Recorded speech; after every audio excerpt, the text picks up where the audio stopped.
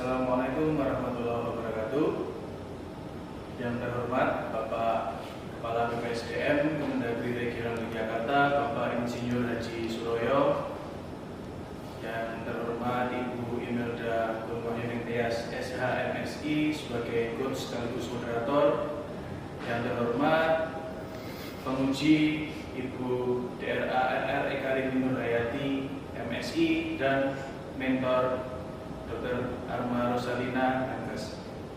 Pada kesempatan hari ini, perkenalkan, nama saya Yoga Rahman Daryono. Di sini saya akan mempresentasikan hasil laporan aktualisasi saya yang berjudul tentang penerapan edukasi tentang pembiusan untuk meningkatkan keselamatan pasien di ruang serah terima kamar operasi Rumah Sakit Umum Daerah Bangil, Kabupaten Pasuruan.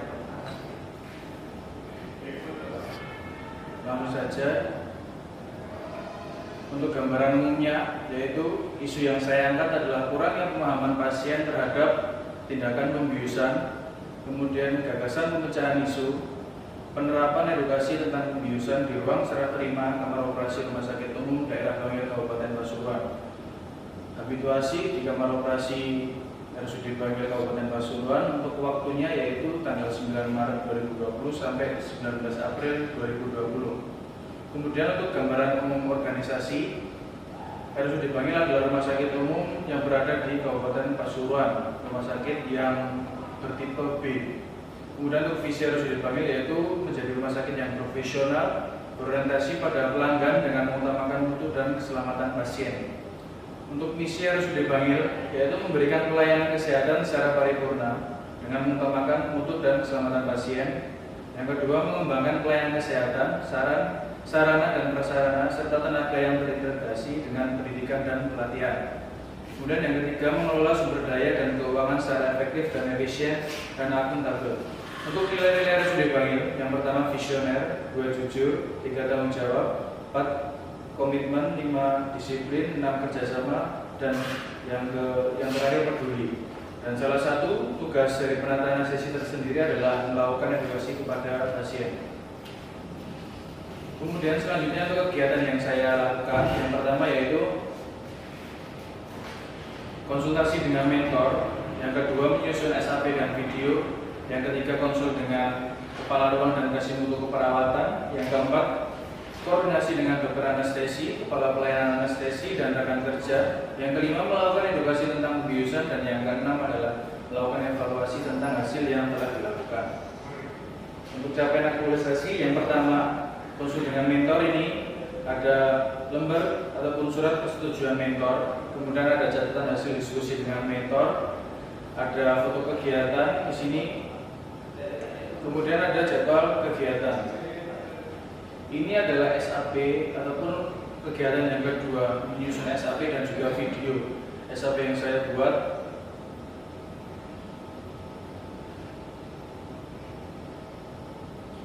Kemudian juga ada video, ini nanti video bisa dilihat di YouTube, juga bisa dilihat.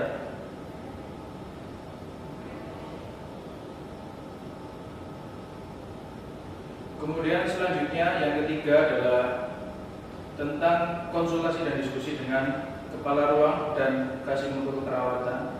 Yang pertama ini dengan kepala ruang, yang pertama ini dengan kasih mutu keperawatan, foto kegiatannya. Kemudian ini adalah catatan hasil diskusinya. Kemudian yang kedua konsul dengan kepala ruang dan juga catatan hasil diskusinya.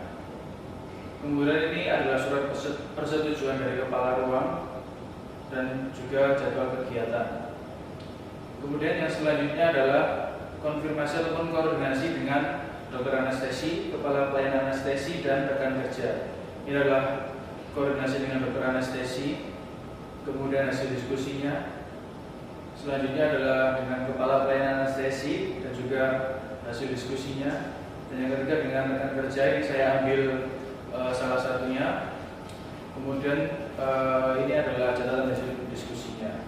Selanjutnya adalah kegiatan yang kelima yaitu melakukan edukasi kepada pasien. Di sini ada lembar checklist yang telah terisi, kemudian ada juga lembar kolaborasi edukasi.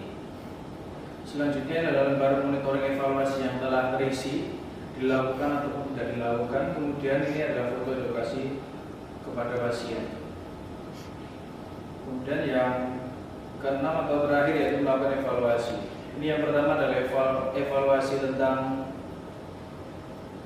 checklist, sumber checklist. Jadi ini di minggu pertama didapatkan hasil yaitu 53,33%. Kemudian pada minggu kedua setelah dilakukan evaluasi karena hasilnya 53,33% itu kemudian meningkat menjadi 93,33%. Di sini artinya ada peningkatan sebesar 40%. Kemudian selanjutnya adalah monef yang dilakukan ataupun monitoring evaluasinya. Di sini minggu pertama didapatkan 47,82%. Kemudian dilakukan evaluasi, setelah itu didapatkan pada minggu kedua sebesar 88,23%. Di sini artinya ada peningkatan sebesar 40,41%. Kemudian untuk analisa dampak pada kegiatan aktualisasi yang pertama, apabila nilai aneka komitmen mutu tidak dilaksanakan, maka dampaknya adalah nantinya bisa terjadi koordinasi yang kurang dengan mentor. Karena dengan adanya konsultasi ini maka bisa mensepahamkan ataupun mensamakan pemikiran antara mentor dan juga penulis, sehingga aktualisasi bisa berjalan dengan lancar. Kemudian untuk kegiatan aktualisasi yang kedua yaitu menyusun SAP dan juga materi. Apabila nilai aneka etika publik akuntabilitas di sini tidak dilaksanakan, maka dampaknya adalah bisa terjadinya kesulitan ataupun pasiennya nanti tidak kooperatif dalam tindakan pembiusan. Maka dari itu akan mengakibatkan jalannya operasi menjadi terhambat karena kesulitan ketika pembiusan satu pasien sehingga pasien berikutnya menjadi molor waktunya. Kemudian yang ketiga yaitu tentang konsultasi dan diskusi dengan kepala ruang. Apabila nilai etika publik komitmen itu tidak dilaksanakan dalam kegiatan ini, dampaknya adalah nantinya kalau kita nggak istilahnya nuwun kepada kepala ruang, takutnya nanti kan bisa mengganggu jalannya operasi yang sudah ada.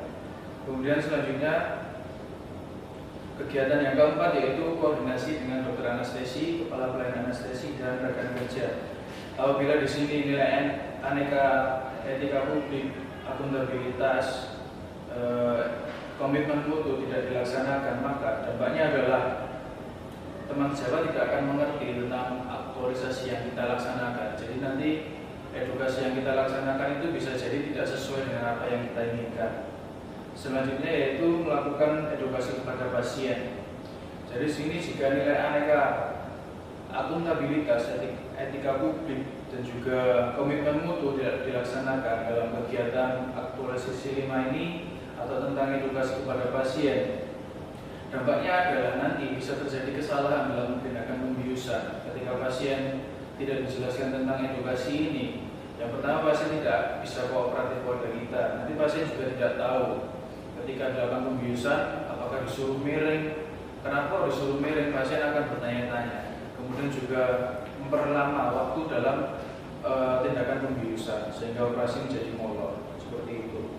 Kemudian selanjutnya yaitu kegiatan aktualisasi yang ke-6, dampaknya apabila nilai aneka akuntabilitas, etika publik, komitmen itu tidak dilaksanakan pada kegiatan ini, yang terjadi adalah kita tidak akan pernah tahu bagaimana apakah ada manfaat ataupun tidak pada kegiatan edukasi ini pada pasien. Kemudian yang selanjutnya adalah hambatan ataupun kendala dalam melaksanakan aktualisasi ini. Untuk kegiatan yang pertama yaitu konsul dengan mentor. Hambatan atau kendala yang didapatkan oleh penulis adalah menyesuaikan waktu, terutama antara penulis dan juga mentor. Untuk solusinya yaitu penulis sendiri yang menyesuaikan dengan waktu mentor, kapan bisa untuk melakukan konsultasi. Kemudian yang kedua yaitu menyusun SAP dan juga video. Di sini hambatan dan kendalanya adalah memilih materi yang mudah dimengerti oleh pasien. Jadi solusinya dari penulis adalah membuat materi yang mudah dipahami oleh pasien. Kemudian yang ketiga adalah konsul kepala ruang dan kasih mutu keperawatan. Untuk hambatan ataupun kendala yang dihadapi oleh penulis yaitu menyesuaikan waktu. Ini sama dengan mentor tadi. Jadi penulis yang menyesuaikan waktu kapan bisanya kepala ruang dan juga kapan bisanya kasih mutu keperawatan untuk melakukan konsultasi. Kemudian yang selanjutnya yaitu koordinasi dengan dokter anestesi, kepala pelayanan anestesi dan rekan kerja. Jadi di sini hambatannya adalah jadwal shift yang berbeda, sehingga dan juga adanya wabah COVID-19 ini, sehingga tadinya penulis inginnya melakukan koordinasi secara berkelompok dan akhirnya menjadi koordinasi secara perorangan.